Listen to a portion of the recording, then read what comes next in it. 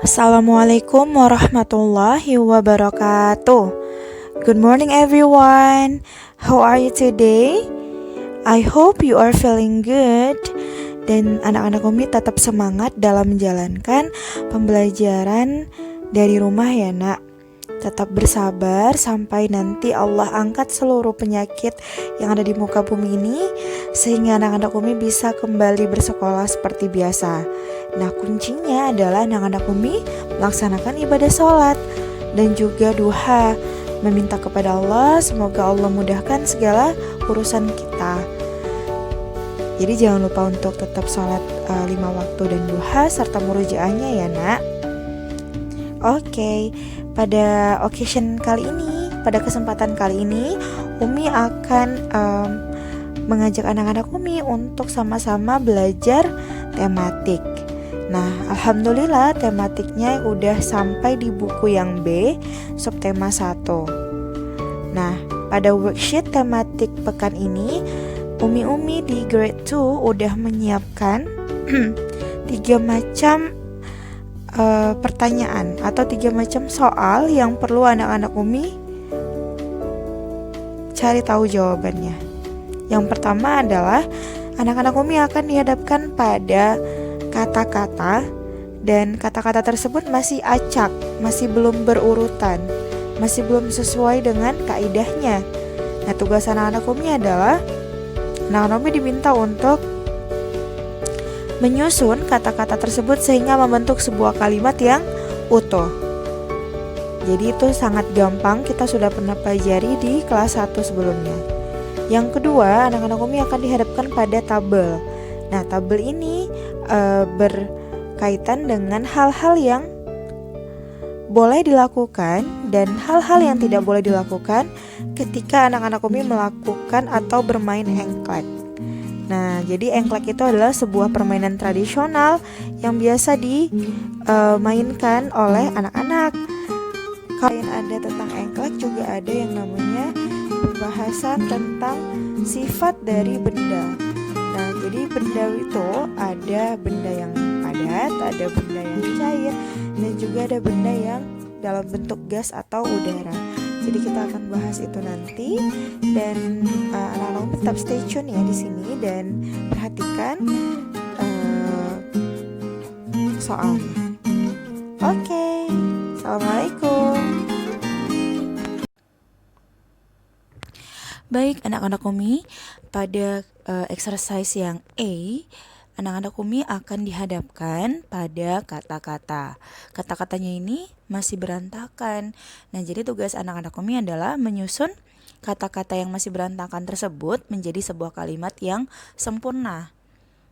Nah, itu ada di buku anak-anak Umi tematik yang B, bermain di lingkunganku, pada halaman 16. Kita langsung aja lihat yang contohnya. Contohnya itu begini nak, menyehatkan, olahraga, badan, itu. Kita lihat mana yang bercetak miring, itulah yang menjadi kata pertama yang kita susun. Berarti kalau untuk contohnya jawaban yang tepat adalah olahraga itu menyehatkan badan. Oke, sekarang kita masuk ke soalnya. Nah, pada soalnya yang pertama, anak-anak Umi akan melihat kata-katanya seperti ini. Berlatih, membuat, rajin, pintar, kita. Dari kata-kata ini yang bergaris miring atau yang bercetak miring adalah rajin. Sehingga rajinlah yang pertama kita tulis, rajin. Terus, apalagi? Ya benar, rajin berlatih. Rajin berlatih, membuat kita pintar. Nah, apa saja sih berlatih itu? Bisa aja berlatih renang akan membuat kita menjadi pintar renang. Berlatih dalam menghafal Quran lebih kepada murojaah ya. Murojaah akan membuat kita semakin lengket hafalannya. Seperti itu, rajin berlatih membuat kita pintar. Jadi di semua bidang kalau misalnya kita rajin berlatih, insya Allah akan menjadi pintar, akan menjadi dapat menguasai yang kita latihkan itu. Misalnya kita berlatih matematika, maka kalau terus-terusan berlatih kita akan menjadi pintar matematika. Nah, selanjutnya jangan lupa tanda titiknya ya, Nak. Oke, next, number 2. Soal nomor 2. Lupa jangan bermain waktu. Kira-kira apa ya jawaban yang tepat? Kita lihat dulu yang bercetak miring. Nah, yang bercetak miring adalah bermain. Secara otomatis anak-anak Umi akan menulis bermain sebagai kata yang pertama. Bermain. Jangan lupa waktu. Nah, jadi asyik apapun kita bermain, jangan sampai lupa waktu. Jangan sampai gara-gara bermain anak-anak Umi tidurnya jadi kemalaman, sehingga pada pagi harinya lewat deh sholat subuhnya. Gitu ya, Nak. Jangan lupa waktu. Oke, kita masuk ke soal nomor 3. Nah, di soal nomor 3 ini kata-katanya adalah terima kasih telah mengingatkan kamu aku. Nah, jadi kalau ini misalnya ada temen yang udah mengingatkan kita akan kebaikan gitu kan, menasihati kita, kamu jangan buang sampah di sembarangan, buang sampah di tempatnya. Maka yang kita ucapkan adalah terima kasih. Terima kasih kamu telah mengingatkan aku.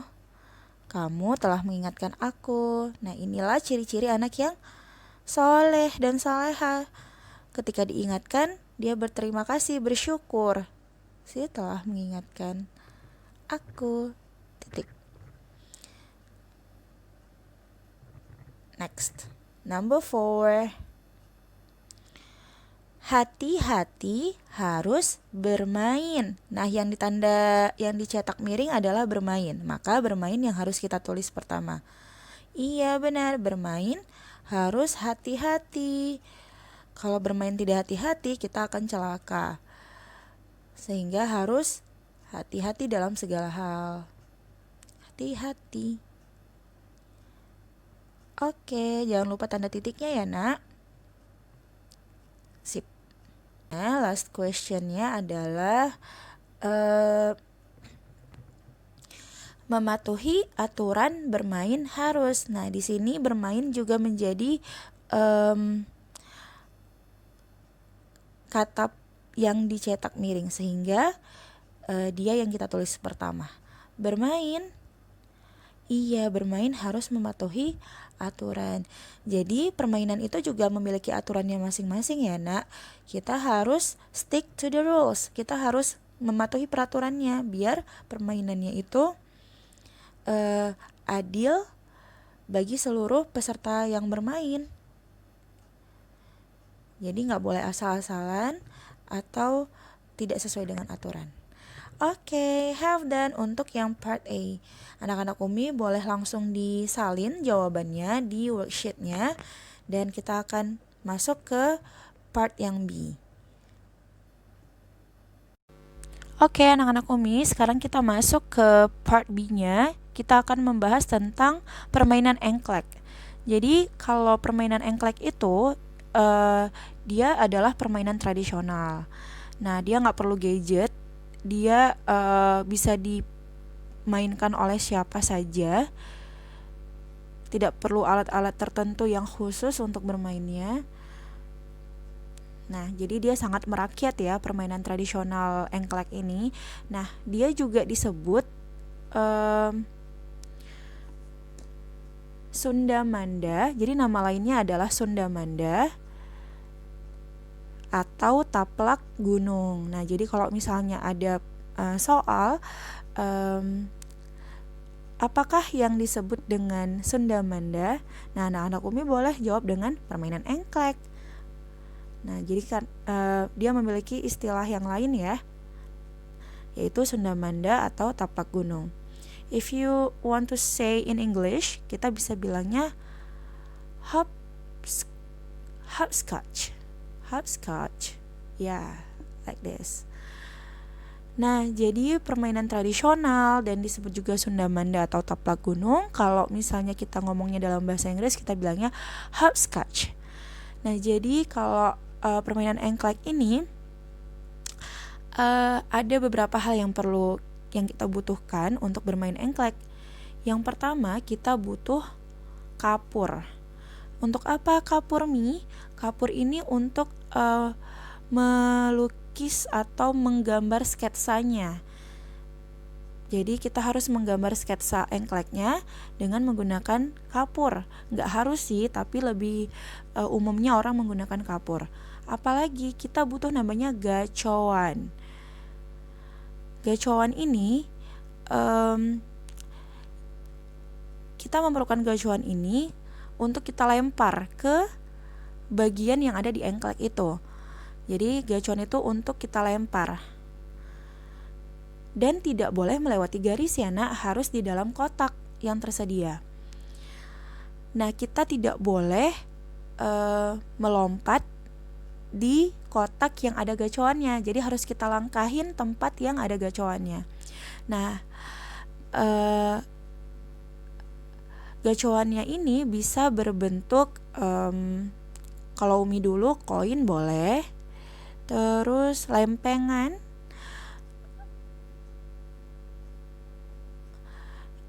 kalau misalnya kita mainnya di outdoor itu ada kayak pecahan asbes gitu.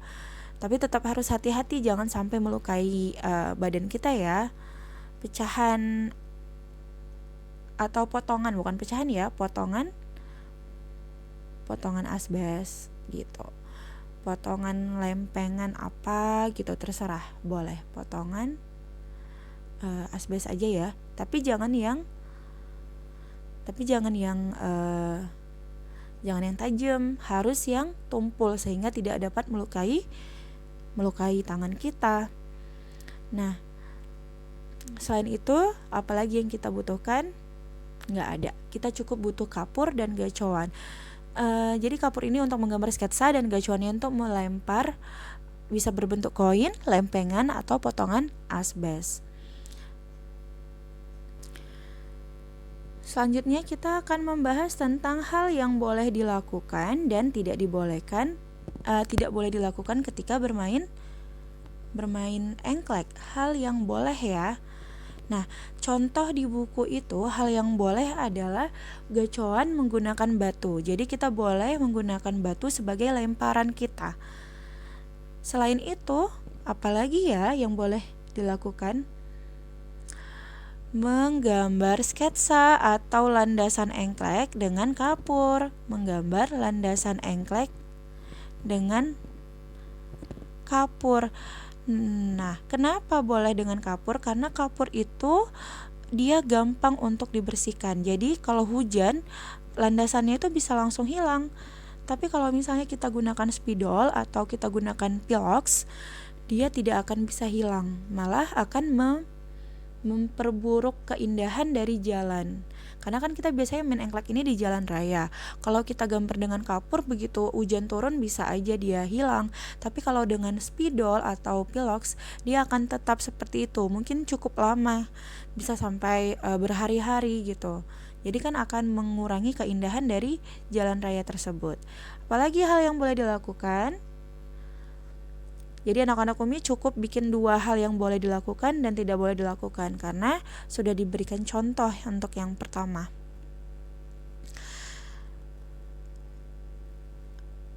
Bisa dengan boleh juga melakukan home pimpa atau suit.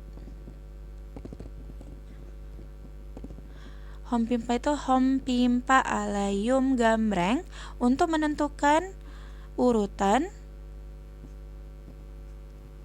pemain. Nah, agar permainannya itu lebih tertata rapi dan lebih tertib, nah kita bisa menentukan dengan cara home pimpa untuk menentukan siapa pemain yang akan bermain. Itu menentukan pemain. Nah, seperti itu. Kalau anak-anak Umi punya jawaban yang lain, Feel free ya buat nulis, nggak mesti ikut Umi. Oke.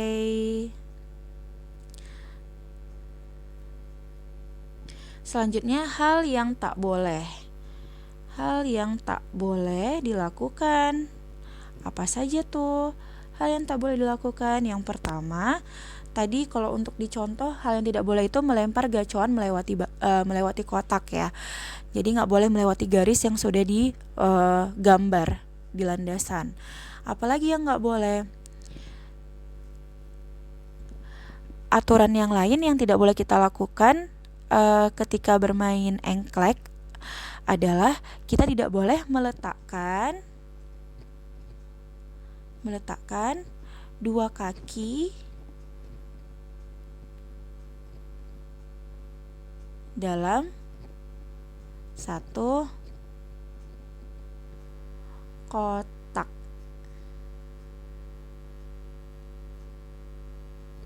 Nah, jadi kita nggak boleh meletakkan dua kaki dalam satu kotak. Kalau kotaknya hanya satu, berarti kita harus melompat dengan satu kaki. Begitu. Itu dia aturan yang harus kita patuhi ketika bermain engklek. Apalagi peraturannya?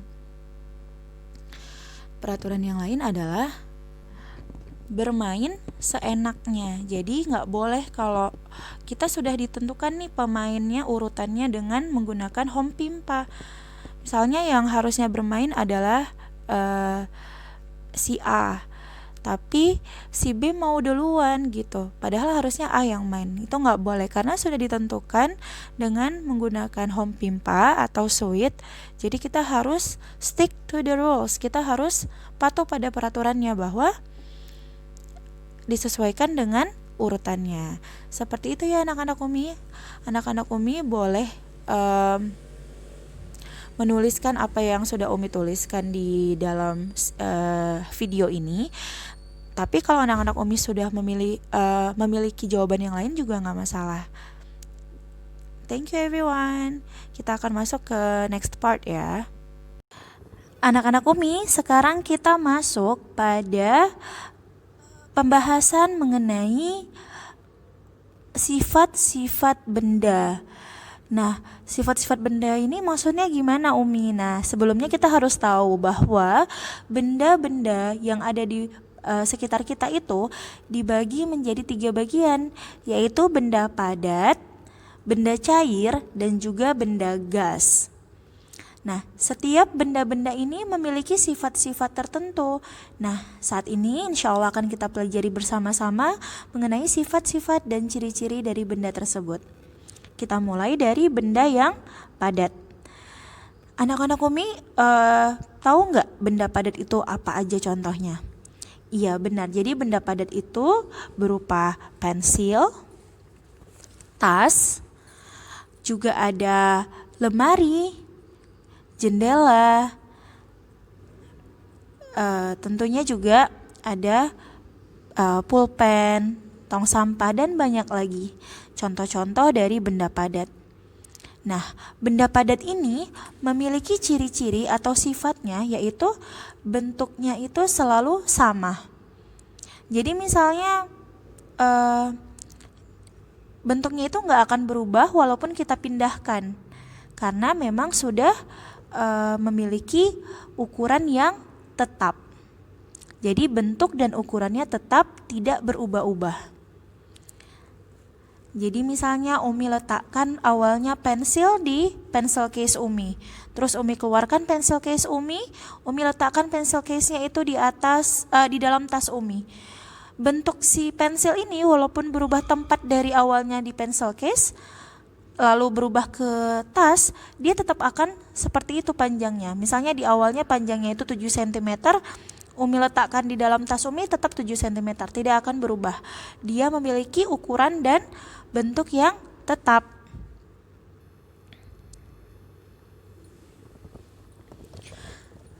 Selanjutnya, benda yang kedua adalah benda cair.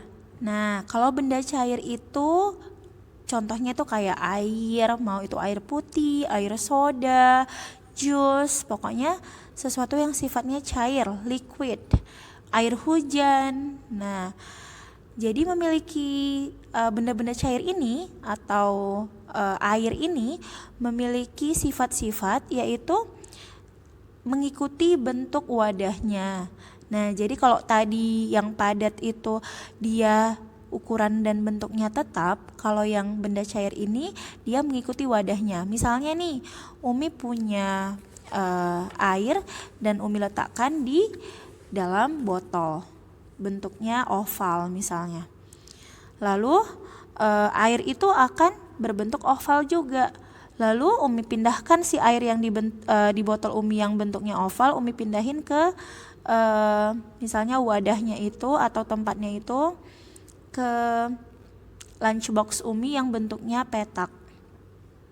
Nah, air itu akan berbentuk petak. Jadi dia akan mengikuti mana wadahnya, dia akan mengikuti wadah tempat dia diisi. Selanjutnya, permukaannya itu selalu rata. Jadi nggak pernah berleok-leok. Dia itu permukaannya itu selalu rata. Selanjutnya, sifat dari benda cair adalah mengalir ke tempat yang lebih rendah. Nah, jadi kenapa kita itu di gunung itu nggak pernah banjir? Karena air yang ada di gunung itu selalu turun ke bawah, ke dataran rendah.